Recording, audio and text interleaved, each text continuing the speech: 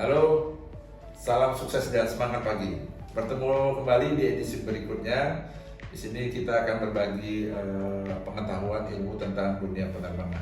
Nah, yang ingin saya sampaikan di sini adalah kalau kita bicara penerbangan, pasti kita akan bicara tentang keselamatan, biasanya ya. Kemudian kita akan bicara tentang keamanan.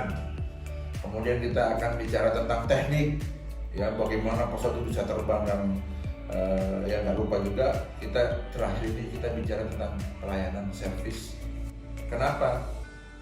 Banyak orang kan mengeluhkan tentang pelayanan servis, katanya di bandara itu servisnya suka-suka hati, yang bagasinya dilempar, yang penanganannya tidak ramah, yang pramugarinya jutek, kemudian apa lagi? Bagasinya hilang, didodos atau bagasinya pecah dan lain sebagainya. Kemudian delay berkepanjangan tanpa ada pemberitahuan, kemudian pesawat rusak tapi dipaksa berangkat. Masih banyak lagi ya tentang kalau kita bicara keluhan-keluhan penumpang. Nah, itu kan semuanya bicara tentang servis pelayanan. Nah, pada bab kali ini ya, pada edisi kali ini saya ingin membahas tentang servis. Sebenarnya untuk dunia penerbangan ada berapa sih servis yang dikenal? Di sini saya mau sampaikan bahwasannya servis itu terbagi atas 3. Yang pertama, pre-flight service atau servis yang dilakukan sebelum penerbangan. Yang kedua, in-flight service, servis atau pelayanan yang dilakukan selama penerbangan. Yang ketiga adalah post-flight service atau pelayanan setelah penerbangan. Nah, di sini kita jelaskan ya satu persatu. Yang pertama, pre-flight service, pelayanan sebelum penerbangan. Pelayanan sebelum penerbangan ini adalah seluruh pelayanan yang dilakukan oleh pihak penerbangan, dalam hal ini airlines atau operator sebelum melakukan penerbangan. Apa aja sih yang dilakukan mereka sebelum kita melakukan penerbangan? Yang pertama, servisnya adalah reservation.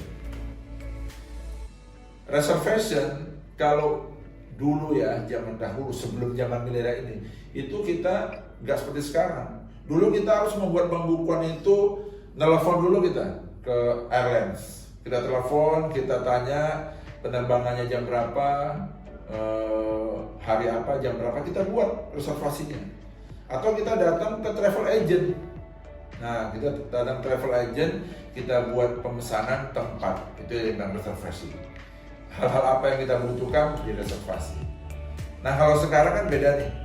Bahkan di dunia digital sekarang, reservasi bisa dilakukan bahkan pada saat kita sedang berada di atas tempat tidur.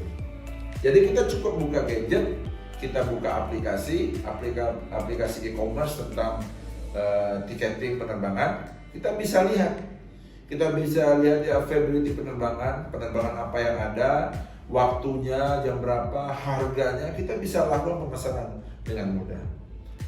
Nah, hal pemesanan ini juga bisa dilakukan di bandara. Makanya kita bilang salah satu pelayanan di bandara reservasi. Yang kedua, tiketing. Ya, tiketing juga bisa dilakukan di bandara sebelum penerbangan. Pihak bandara menyiapkan counter tiketing. Ya, kalau kita di Bandara Kuala Namu ada counter tiketing itu di bawah. Kita bisa pesan tiket, beli tiket di situ. Nanti di video ini juga akan ditampilkan itu beberapa counter tiketing di bandara dan beberapa tempat yang kita bisa melakukan reservasi. Nah, yang kedua, pelayanan yang kedua ada pelayanan di check-in counter. Di check-in counter ini tempat terjadinya proses konfirmasi dan pemeriksaan penumpang sebelum berangkat. Ya, pemeriksaan dokumen, pemeriksaan penumpang, bagasi, dan pemeriksaan data sistem. Itu di bandara. Untuk check-in counter di edisi sebelumnya sudah saya sampaikan bagaimana check-in counter itu berproses. Yang kemudian servis yang dilakukan sebelum penerbangan adalah contohnya misalnya special handling. Ya, barangkali Anda membutuhkan penanganan, butuh kursi roda atau unaccompanied minor yang butuh pengawalan, atau ibu hamil, atau orders orang tua, atau VIP ya, penanganan khusus. Itu bisa dilakukan juga di check-in counter. Yang berikutnya adalah penanganan pre-flight service itu di boarding gate. Ya, boarding gate itu apa? Ya pintu gate sebelum kita masuk ke pesawat. Nah itu bisa dilakukan juga sebelum keberangkatan. Hal-hal yang lain barangkali customer service.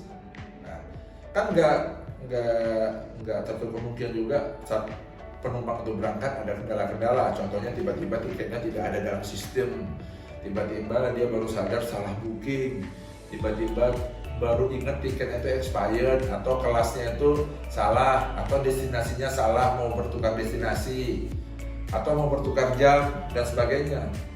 Ada bahagian di pelayanan preferred service itu namanya customer service. Anda juga bisa ke sana. Di sana Anda bisa sampaikan permasalahan yang Anda hadapi, dan mudah-mudahan ada solusi yang akan ditawarkan oleh pihak penerbangan. Di sini orangnya ramah-ramah kok, baik-baik. Nah, itu kita bicara tentang preferred service. Yang kedua, kalau kita bicara tentang service yang kedua, in-flight service. Pelayanan selama dalam penerbangan. Nah, ini dilakukan oleh bukan orang ground, ya, bukan orang di bawah yang melakukan, tapi kru, baik dia cockpit crew maupun cabin crew. Cockpit crew itu pilot, ya, yang kerjanya di cockpit area.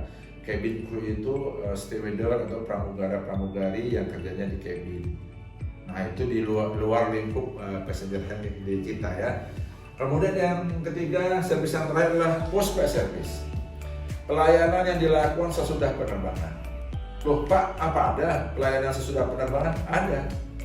Bagaimana nanti orang mendarat di tujuan, dia nggak tahu apa yang harus dilakukan, maka akan ada yang handle.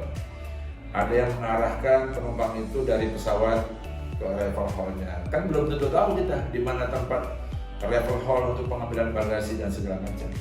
Nah, akan ada yang men-assist Anda untuk sampai ke arrival hall. Itu termasuk pelayanan. Yang kedua, barangkali ada service transport dari dan ke pesawat, ya, dari terminal ke pesawat dan dari pesawat ke terminal. Itu pelayanan juga. Bisa aja pesawat Anda parkir di daerah yang nggak punya garbarata atau avio bridge, yang harus penumpangnya itu untuk menuju ke stasiun kedatangan itu pakai bus. Itu namanya service transport. Ya, apalagi penanganan bagasi. Ya, bagasi kan Anda nggak harus ngambil sendiri di pesawat. Ada petugasnya yang membawa bagasi Anda itu, kemudian membawa ke arrival hall, dan di situ akan ada serah terima bagasi. Itu pelayanan juga kan, apalagi istilah itu, ya. Hal-hal lain, misalnya pada saat berangkat Anda perlu perhatian khusus, contohnya wheelchair, contohnya atau orang tua, ibu hamil, ya. Itu kan ada yang membawa itu nanti, wheelchair itu, ada yang mendorong, ada yang mengassist. Termasuk bagi Anda yang misalnya membawa security item. Ya, Anda nggak usah khawatir, security item itu akan dibawakan di arrival hall dan akan diserah terimakan Anda oleh petugasnya. Nah itu yang dilakukan di post service. Apalagi, nah yang paling urgent itu pada saat misalnya kita sampai di arrival hall, kita sudah menunggu, ternyata bagasi kita nggak ketemu. Nah kemana kita?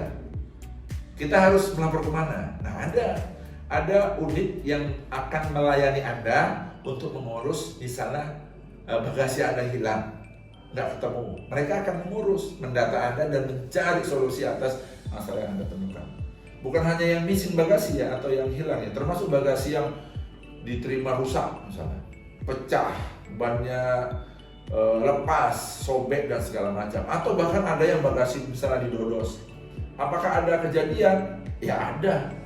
Karena ada kejadian bagasi hilang, karena ada kejadian bagasi rusak, karena ada kejadian bagasi yang dicuri atau pilfer, itulah makanya dibuat regulasi, dibuat prosedur bagaimana penanganannya.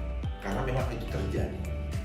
Ya, barangkali di YouTube Anda bisa menyaksikannya, bagaimana bagasi itu diperlakukan dengan tidak baik oleh beberapa petugas. Kita bilang petugas, ya, oknum, bukan maskapainya. Maskapai pasti maunya yang terbaik, petugas oknum. Nah itu sudah diantisipasi dengan prosedur penanganan seperti ini. Itu yang kita katakan post service, ya.